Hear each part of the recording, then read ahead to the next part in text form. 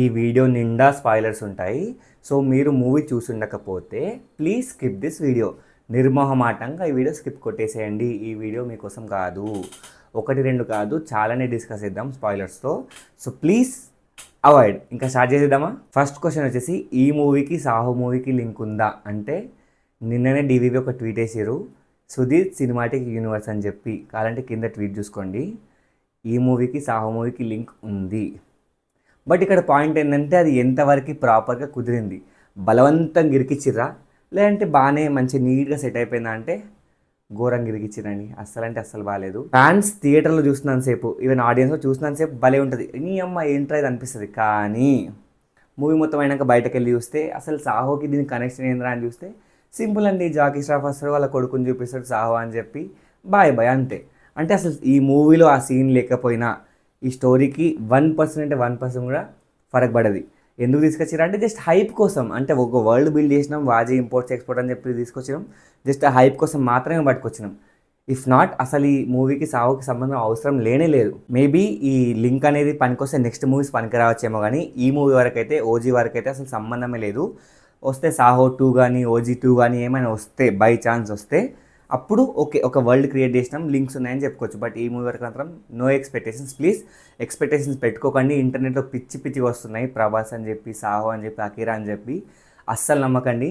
ఈ మూవీలో నాకు నచ్చని ఇంకో పాయింట్ ఏంటంటే, ఒక పర్ఫెక్ట్ ఇంటర్వెల్ చూసినాక, ఫస్ట్ హాఫ్ చూసినాక సెకండ్ హాఫ్లో కూడా పోలీస్ స్టేషన్స్ స్టార్ట్ అవడం క్రేజీ స్టార్ట్ అవుతుంది. ఇవన్నీ హై పెరుగుతూనే ఉంటాయి. సడన్గా ఇన్ని హైస్ అయిపోయిన తర్వాత సెకండ్ హాఫ్ ఒక 30 నిమిషాలు పండుకుంటారు, అసలు లేవని కూడా లేవరు.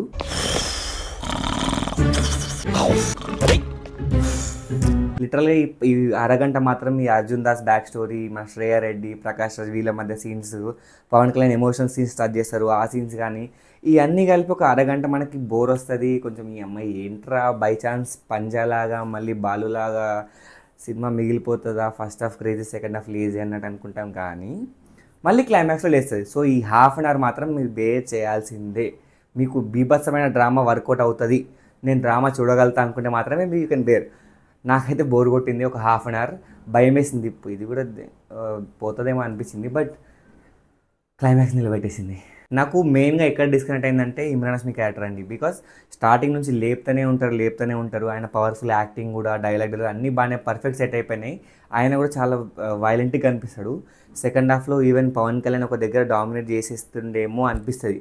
అంత పవర్ఫుల్ చూపించిన తర్వాత ఎందుకంటే క్లైమాక్స్ అంత సింపుల్ చంపేసారు. సుజిత్ కొంచెం చూసుకోవచ్చు కదా, ఒక 5 నిమిషాలు అయితే ఏమవుతుంది, ఇంకొక 5 మినిట్స్ మహా అంటే ఒక కాన్వర్జేషన్, ఒక ఫైట్, ఒక హ్యాండ్ అండ్ కాంబాట్ పెట్టచ్చు కదా. మహా అంటే 5 మినిట్స్ పెడితే అయిపోతుండే కదా. దీనివల్ల ఇంత హై లేపిన విలన్ని సింపుల్ చంపడం నాకైతే ఎక్కలేదు.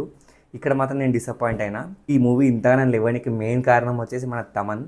మామూలు అంటే మామూలు కాదు, ఇరక్ కొట్టేసిండు. లైక్ స్టార్టింగ్లో మెల్లమెల్లగా స్టార్ట్ అయ్యి 5 స్టార్ ఇక్కడ స్టార్ట్ అవుతుంది. ఇక అక్కడ నుంచి ఇంటర్వెల్ దాకా సినిమా పరిగెడుతుంది. ఈయన బ్యాక్గ్రౌండ్ స్కోర్స్ కానీ పిచ్ ఎక్కిస్తాయి. ఆ పీక్ ఇంటర్వెల్ తర్వాత మళ్ళీ సెకండ్ హాఫ్లో కొంచెం స్లో అయినా కానీ స్టిల్ ఆయన కొంచెం ట్రై చేస్తారు గ్రిప్ చేసుకోనికి. అక్కడ క్లైమాక్స్ స్టార్ట్ అవుతుంది. ఈ క్లైమాక్స్లో జానీ అని ఒక గన్ వాడతారు. దాంతోపాటు పవన్ కళ్యాణ్ తమ్ముడు సినిమాలో ఉంది look at the face in the mirror, ఈ సాంగ్ వాడతారు. అసలు ఫైట్ సీక్వెన్స్లో నాకైతే దిమ్మ తిరిగిపోయింది. అంటే మనం ఎక్స్పెక్ట్ చేయం కదా ఈ సాంగ్స్ ఎవడు పెడతాడు, అంటే ఒక యాక్షన్ సీన్లో ఈ సాంగ్ ఎవడు పెడతాడు అనుకుంటాం. అట్లాంటిది ఆ సాంగ్ ప్లేస్మెంట్ కానీ, ఆ సాంగ్ వచ్చిన టైమింగ్ కానీ క్రేజీ అంటే క్రేజీ. నాకైతే పిచ్చి లేచిపోయింది. అరుస్తూనే ఉన్నా, ఆ సాంగ్ అయ్యాక అరుస్తూనే ఉన్నా.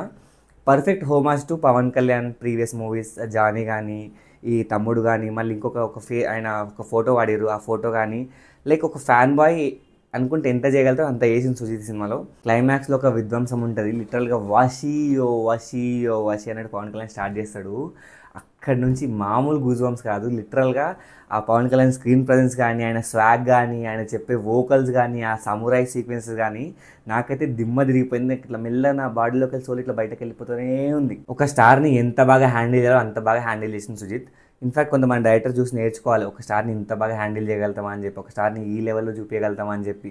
ఆయన ఆరా ఏంటి, ఆయన స్క్రీన్ ప్రజెన్స్ ఏంటి, వీటిని పర్ఫెక్ట్ మేనేజ్ చేస్తే జస్ట్ ఆయన లుక్స్కి, ఆయన వాకింగ్ స్టైల్కి, రజనీకాంత్ ఎట్లనో జస్ట్ ఒక స్మైల్తో, ఒక వాకింగ్ స్టైల్తో, ఒక స్లో మోషన్ షాట్తో ఎట్లా క్రియేట్ చేస్తాడు, అదే లెవెల్ ఆఫ్ స్క్రీన్ ప్రజెన్స్ మన పవన్ కళ్యాణ్కి ఉంటుంది. బట్ ప్రాపర్ డైరెక్టర్స్ వాడుకోవాలి. సుజిత్ వాడుకున్నాడు, అందుకే ఇంత పాజిటివ్ టాక్ వస్తుంది. ఇదిరా పీకేని వాడుకోవడం అంటే, ఇదిరా ఒక ఫ్యాన్ బై మూవీస్ క్రియేట్ చేయడం అంటే, ఇదిరా తక్కువ డేట్స్ ఉన్న ప్రాపర్ మూవీ చేయడం అంటే. సో ఇది గైస్ మన వీడియో అని ఓజీ. నచ్చితే లైక్ చేసుకోండి, సబ్స్క్రైబ్ చేసుకోవడం మాత్రం మర్చిపోకండి. Meet you guys in the next video. Next maybe Kantara chapter 2 రివ్యూతో కలుద్దాం. టిల్ దెన్ సైనింగ్ ఆఫ్ మీ మూవీ మనిషి.